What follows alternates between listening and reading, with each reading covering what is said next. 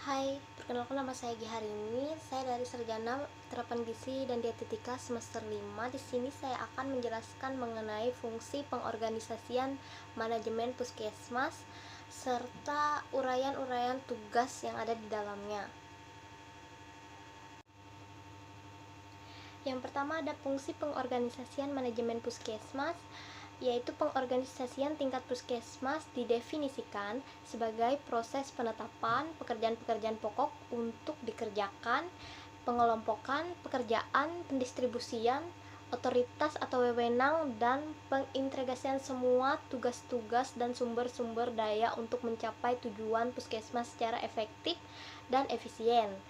Nah, secara aplikatif, pengorganisasian tingkat puskesmas ini menurut penulis adalah pengaturan pegawai puskesmas dan mengisi struktur organisasi dan tata kerja puskesmas yang ditetapkan oleh peraturan daerah kabupaten atau kota, disertai dengan pembagian tugas dan tanggung jawab serta uraian tugas pokok dan fungsi, serta pengaturan dan pengintegrasian tugas dan sumber daya puskesmas untuk melaksanakan kegiatan dan program puskesmas dalam rangka mencapai tujuan puskesmas. Selanjutnya, fungsi pengorganisasian puskesmas merupakan alat untuk memadukan atau menyinkronisasi dan mengatur semua kegiatan yang dihubungkan dengan personil atau pegawai.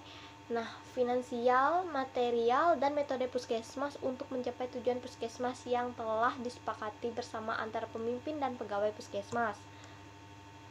Selanjutnya, pengorganisasian puskesmas meliputi hal-hal sebagai berikut. Yang pertama ada cara manajemen puskesmas merancang struktur formal puskesmas untuk penggunaan sumber daya puskesmas secara efisien.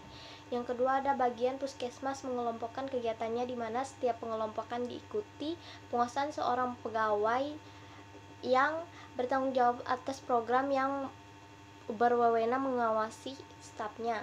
Yang ketiga ada hubungan antara fungsi, jabatan, tugas, dan pegawai puskesmas. Yang keempat ada cara pemimpin puskesmas membagi tugas yang harus dilaksanakan dalam unit.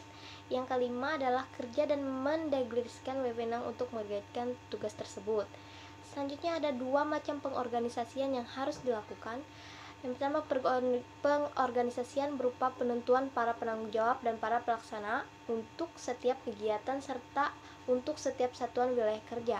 Dengan perkataan lain, dilakukan pembagian habis seluruh program kerja dan seluruh wilayah kerja kepada seluruh petugas. Ini mempertimbangkan kemampuan yang dimilikinya. Penentuan para penanggung jawab ini dilakukan melalui pertemuan penggalangan tim pada awal tahun. Yang kedua, ada pengorganisasian berupa penggalangan kerjasama tim secara lintas, sektoral, atau dua bentuk penggalangan kerjasama yang dapat dilakukan.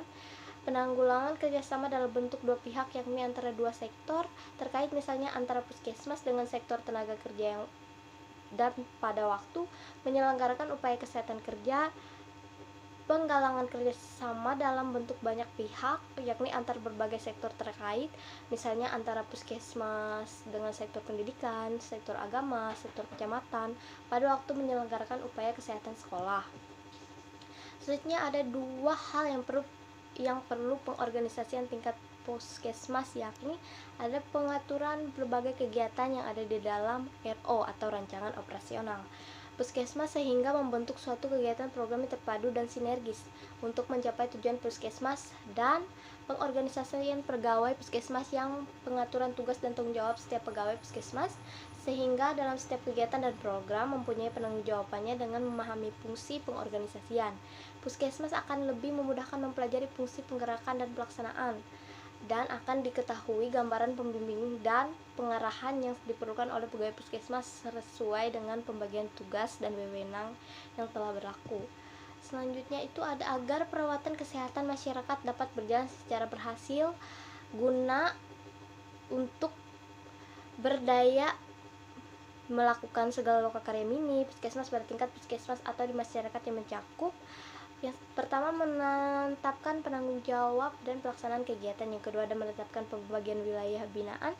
Yang ketiga, ada penetapan uraian tugas koordinator dan pelaksanaan puskesmas. Yang keempat, ada koordinasi lintasan program dan sektoral instansi terkait. Yang kelima, ada peningkatan pengetahuan dan keterampilan petugas puskesmas. Yang keenam, ada menggerakkan partisipasi masyarakat. peran atau serta masyarakat dalam pembinaan, ada kader, dukun bayi, dan lain-lain. Selanjutnya yang ketujuh ada menyediakan kesempatan konsultasi kepada koordinator penanggung jawab daerah binaan atau pelaksanaan puskesmas.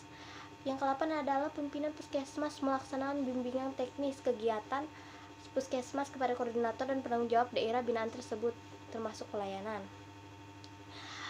Penerapan proses keperawatan dapat memilih bantuan tim penilaian atau kepada institusi pendidikan, pengembangan kegiatan-kegiatan inovatif sesuai kemampuan daerah atau masyarakat.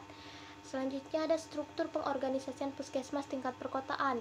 Yang pertama itu terdiri dari kepala puskesmas. Yang kedua ada kasubag tata usaha. Yang ketiga ada penanggung jawab UKM esensial dan keperawatan kesehatan masyarakat.